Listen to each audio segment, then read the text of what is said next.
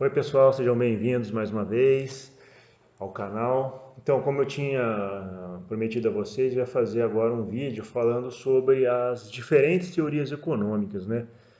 A gente vê um debate aí muito grande entre políticos, entre todo mundo aí, sobre diferentes visões de mundo, diferentes visões de qual seria o melhor modelo econômico nosso, se é investimento privado, se é investimento público. E aí fica essa discussão entre, né, neoliberalismo e social-democracia, essas e muitas vezes a gente parece que tem assim, está um contra o outro, né? Parece que essa divisão sempre existiu na sociedade, né? Mas as diferentes teorias econômicas, na verdade, que a gente começa a estudar, cada uma delas surgiu em um lugar e numa época diferentes, e elas só floresceram porque elas surgiram para resolver problemas daquela época daquelas pessoas, né? As pessoas tinham um problema e aí os filósofos, geralmente pessoas que trabalhavam na área, tinham um cargo, né, governamental, alguma coisa assim, ofereciam as soluções e quando essas soluções davam certas, essas pessoas se consagravam e aquela teoria, aquele modelo se consagrava. Só que a sociedade evolui, a sociedade ela é complexa, ela vai mudando, ela não fica estacionada assim no mesmo. E ou seja, então as teorias vão ficando para trás, aí você tem que ter novas teorias. Então, basicamente, nunca esse antagonismo, né, como se tivesse dois lados. Isso é muito mais uma questão política, partidária, às vezes até, né, para angariar voto, do que uma discussão realmente econômica, porque cada teoria teve o seu lugar no tempo e no espaço na nossa história. E elas se consagraram porque naquele momento, naquele lugar, elas eram importantes, foram importantes, todas elas. Então a gente começa com o liberalismo clássico, né, lá do Adam Smith, do Davi Ricardo, né, que defende. Quando que foi feito isso? Qual era o contexto dessa teoria? Era época que época? Revolução Francesa, Guerra Civil Americana. Então as pessoas elas estavam querendo o Estado, elas vinham de um Estado assim que era um império, né, um absolutismo quase, né? Elas queriam menos Estado, elas queriam ter mais liberdade, né? Elas queriam viver em repúblicas, elas queriam poder decidir, né? Não era república naquela época, né? Era diferente. Elas queriam poder fazer suas próprias decisões, ter o livre empreendimento, né? Tem muito a ver com o espírito do protestantismo também, né? Em detrimento da Igreja Católica. A Igreja Católica antigamente controlava, ali a missa era rezada em latim, as pessoas não liam a Bíblia, né? Os protestantes já defendiam que tinha que ser traduzida a Bíblia, cada um tinha que ler sua própria Bíblia, né? Então, ou seja, cada um tinha a sua verdade, cada um tinha que interpretar as coisas ao seu modo e cada um tinha que ter liberdade para empreender, para trabalhar, para... Então surgiu nesse contexto, né? Só que aí, então, esse é o liberalismo clássico, né? Que vem das teorias liberais lá do Rousseau e que também são as mesmas teorias liberais que alimentam a esquerda. São as mesmas teorias que alimentaram o liberalismo econômico, são as mesmas teorias que alimentam também o liberalismo humano, vamos dizer assim, né, da esquerda, né? E elas floresceram nessa época que as pessoas queriam mais liberdade, né? A classe média, então, que estava presa ao Estado, às monarquias, queria poder livremente empreender sem ter que depender da nobreza e tal. E foi o que aconteceu. Só que o que aconteceu? Algumas pessoas, né, com a industrialização e com a concentração de renda na mão dos industriais ali, que eram favorecidos, de certo modo, pelos ex-nobres, né, pelo governo e tal, eles exploravam muito os trabalhadores. Os trabalhadores não tinham direito nenhum naquela época. Era quase que um regime de escravidão mesmo, uma escravidão remunerada. Se o trabalhador perdesse um braço numa máquina lá, ele era mandado embora porque ele não podia mais trabalhar. E era assim mesmo. Era crianças que trabalhavam, mulher, família inteira trabalhava na fábrica, né? E aí isso foi um terreno fértil para muitos filósofos, né? Estudarem isso e virem com as teorias econômicas da esquerda, que é aí que veio Karl Marx, né? E outros aí, certo? Eles, né, defendiam. E aí veio o sindicalismo, o movimento dos sindicatos, em defesa dos direitos dos trabalhadores, né? A Internacional Comunista, as revoluções comunistas, socialistas, tudo isso aí foi alimentado, ou seja, tinha um problema, né? As pessoas estavam realmente sendo exploradas. Então aí você tem essa guinada, né? Para mais para a esquerda, certo? Aí o que acontece? Na virada do século já, do século XIX para o século XX, já no início do século XX, a gente começa a ter a teoria neoclássica, né? Que é o quê? É a teoria, né, que volta a dizer que o Estado, né, não é que a iniciativa privada é que tem que liderar o empreendimento. É a iniciativa privada que tem que ter menos Estado, né? Mas é porque a gente vivia nessas convulsões sociais do comunismo, do fascismo, né, do imperialismo, das guerras, tá certo? Das revoluções armadas e tudo, muita violência. Então as pessoas queriam menos Estado e querer novamente ser livres para empreender, né? E, e aí a gente teve as guerras, então essa é a teoria neoclássica, né? Tá certo? Aí a gente teve as guerras, as duas grandes guerras e tal, e a economia da Europa foi toda arrasada, né? Não tinha mais gente para investir em nada, não tinha. Dependia unicamente do Estado fazer isso. Aí volta o Keynes, né? Que é a teoria keynesiana, que vai dar novamente uma guinada para a esquerda, dizendo que é o Estado que tem que vir e fazer os investimentos. Ele fez até confeccionar uma tabela, que não foi nem ele que fez, foram outros economistas que fizeram, ele só reuniu aquelas ideias, né? Mostrando que o investimento do Estado não é um desperdício, não é uma despesa, né? Quando o Estado investe o que ele captou, aquilo se multiplica, porque o Estado, vamos supor, o Estado tem que fazer uma obra, uma rodovia. Então ele vai lá investir R$ 100 naquela obra. Ele tem R$ 100 que ele acumulou de poupança lá de impostos, ele vai colocar R$ 100 na economia, certo? Naquela obra. Então ele vai contratar uma empreiteira, lá, um consórcio de empresas, né, para fazer aquela obra. Então ele deu R$ 100 para aquelas empresas, para aquele consórcio fazer aquela obra. Aquela empresa, uma parte ela vai investir, vai aplicar, vai poupar, certo? Aí ele usou uma taxa de poupança de 20%. Então ele vai poupar 20%, os outros 80% ele vai contratar o quê? Vai terceirizar aquilo, vai pegar as empresas que realmente fazem a construção, né? Os empreiteiros mesmo, né? Porque o consórcio é um grupo de, né? Uma holding, né? Um grupo de empresas que vai se organizar para tocar a obra, né? Então, ele fez uma tabelinha que ele comprovava que esses R$ 100 que o governo investe, ele faz a economia girar de tal forma que ele se multiplica e a poupança continua. Eu vou até mostrar a tabelinha que ele fez aqui, ó. Tem uma tabelinha aqui de um livro. Não sei se dá para ver aqui, ó. Tá vendo? O investimento inicial do Estado está aqui, ó, né? Aqui é a taxa de poupança. Então, esse cara aqui, o consórcio, né, que ganhou 100, ele vai investir, vai poupar 20, vai investir 80. Aí os empreiteiros vão ter que contratar vai ter que comprar o asfalto, o cimento, certo? Vai investir, né?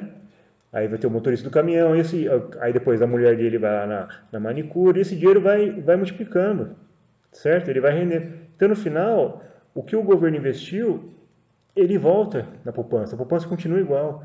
E a renda multiplicou, tá vendo? Então ele defendia isso, que o Estado tinha que ser o gerador de riqueza, o multiplicador de renda. E foi de fato o que aconteceu. Aí que nasce a social-democracia, né? O Estado de bem-estar social, que nós, o Estado fazendo isso, ele faz a economia girar, né? E é isso que a Europa basicamente vive esse modelo. Até hoje é assim, né? Tem uns questionamentos de um lado e de outro, mas até hoje assim, você pega todos esses países nórdicos aí, que tem o alto IDH e tudo, é assim que eles são.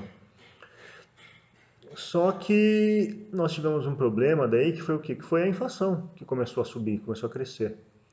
E aí na final da década de 70, 80, volta novamente o neoliberalismo, né? Que é uma releitura da teoria neoclássica, que por sua vez é uma releitura do liberalismo clássico.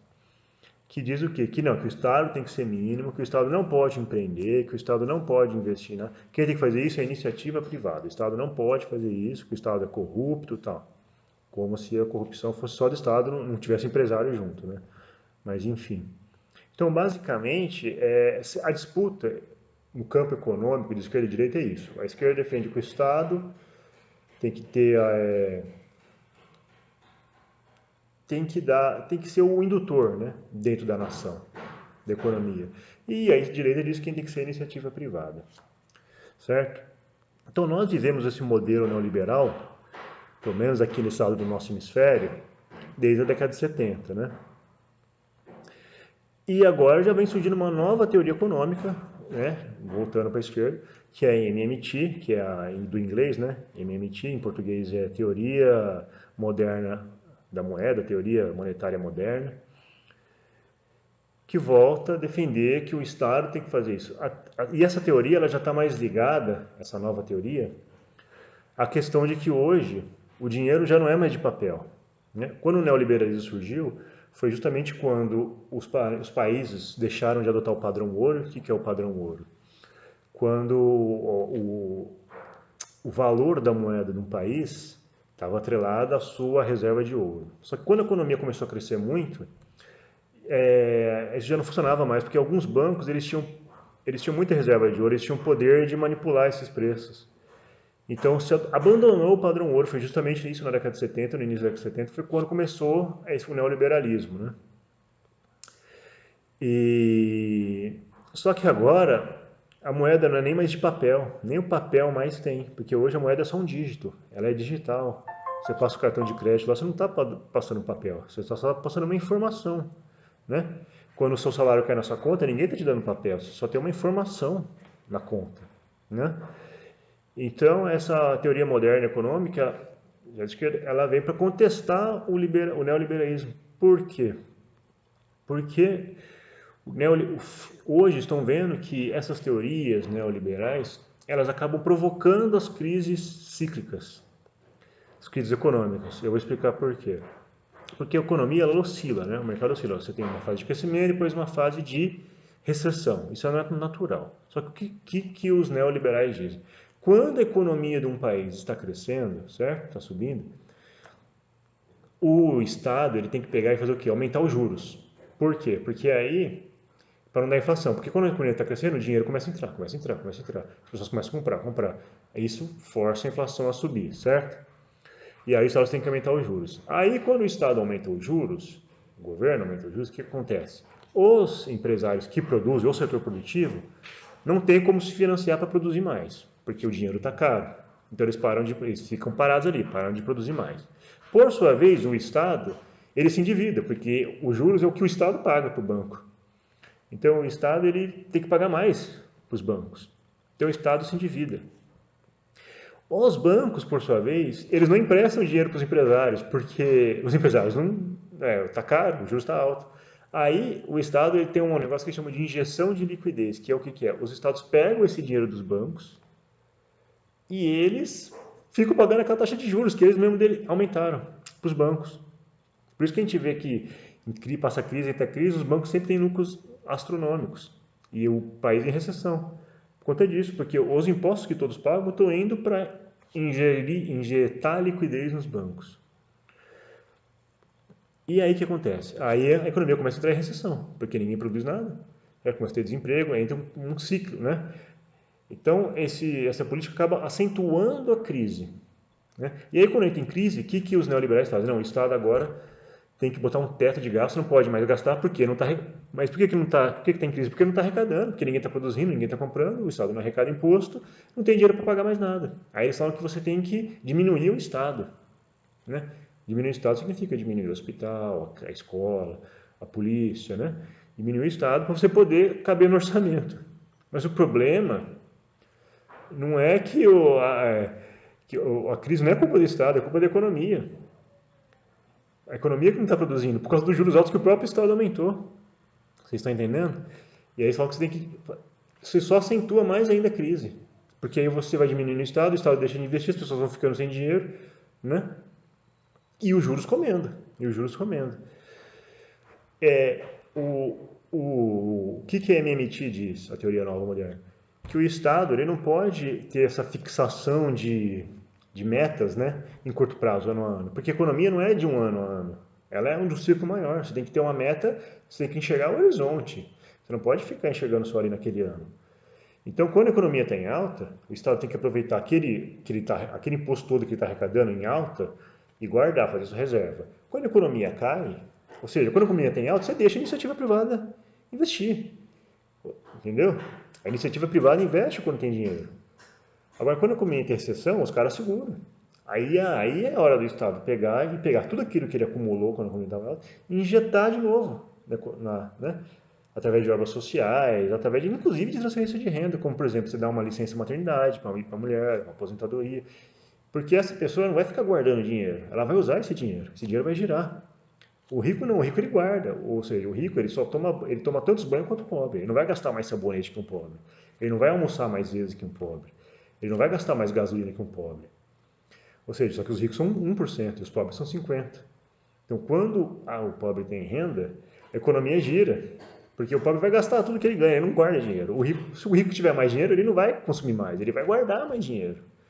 Então, você acentua a recessão. Então, quando o Estado injeta esse dinheiro de novo na sociedade, ou seja, o comércio vende, a indústria produz, todo mundo ganha. Né? E aí você, em vez de você acentuar a crise, você diminui a crise. Mas para isso tem que ter uma visão de longo prazo. Então, é isso que essa teoria moderna econômica está dizendo. E tanto essa teoria está indo já na linha certa, que a gente observa? Por que a Petrobras precisa reajustar o preço do combustível? É porque as pessoas estão abastecendo mais o carro? A oferta, a demanda interna está aumentando? Não. É por causa do preço do exterior. É por causa do preço internacional do petróleo. Ou seja, o que tem a ver o governo aumentar ou diminuir os juros para segurar a inflação, se o que está influenciando o preço das coisas é internacional, não tem nada a ver com o mercado interno? A gente está numa recessão e a inflação continua, o preço continua subindo. Ou seja, não tem lógica, né? Não tem lógica nenhuma. Quem ganha com isso são os bancos. Os bancos continuam ganhando, os investidores, basicamente estrangeiros, não são nem brasileiros, são estrangeiros. Ou seja, então quando hoje, estou falando hoje, tá, gente? Estou falando há 100 anos atrás. Quando hoje você vê que economistas hoje estão indo para esse lado, que o Estado tem que gerir, eles não estão defendendo o socialismo lá, ou o assistencialismo, não é isso que eles estão defendendo. O que eles estão dizendo é que a economia ela já é mundial, ou seja, não é mais nacional. Ou seja, você aumentar os juros não vai influenciar em nada a economia, você só vai criar mais recessão. O dinheiro em vez de ir para o setor produtivo, vai para os bancos, porque aí o cara não compensa produzir. Para ele produzir, ele tem um gasto, né? Ele tem que pagar empresário, tem um risco. Se eu colocar o dinheiro no banco, com aqueles juros altos lá, ele já ganha dinheiro, por que ele vai produzir? Então ele não produz, ele não contrata ninguém, fica todo mundo desempregado. Aí você entra num ciclo vicioso, né? Ou seja, aumenta o desemprego, o comércio vende menos, a indústria produz menos, manda mais gente embora. O desemprego aumenta, comércio, entendeu? Então, só quem pode resolver isso é o Estado. A iniciativa privada não vai resolver isso, entendeu? Só quem pode resolver isso é o Estado. Então, eu só queria fazer essa análise da história da teoria econômica para mostrar que em tempos diferentes nós precisamos de soluções diferentes. Né? É claro que tem momentos que você tem que dar liberdade para as pessoas empreender, é óbvio. Né? O Estado não tem que ficar lá cuidando de o que cada um está fazendo, taxando o preço, dando subsídio. Não é isso. O Estado não é para isso, realmente. Isso atrapalha a economia. Desse lado eles estão certos, os neoliberais. Mas também não está certo dizer que o Estado tem que ser mínimo, tem que deixar os juros altos lá para ninguém comprar, porque não está funcionando, isso não funciona mais. A economia já é mundial, não é mais nacional. Ou seja, os preços estão atrelados ao mercado internacional, o Estado não pode fazer nada em relação a isso. Então ele tem que ser o indutor nessas horas. Nas horas de crise, o Estado tem que ser o indutor. A gente não pode só enxergar o ano. Ah, não, vai ter déficit neste ano. A gente tem que enxergar a longo prazo. A longo prazo. Tudo bem, vai ter um déficit agora, mas se a gente injetar esse dinheiro agora, não vai multiplicar e não vai fazer subir igual a tabelinha do Keynes lá que eu mostrei? Vai, isso já foi feito antes. E os países da Europa que hoje estão com alto IDH foram justamente os países que fizeram isso. Fizeram isso lá na década de 50 e 60.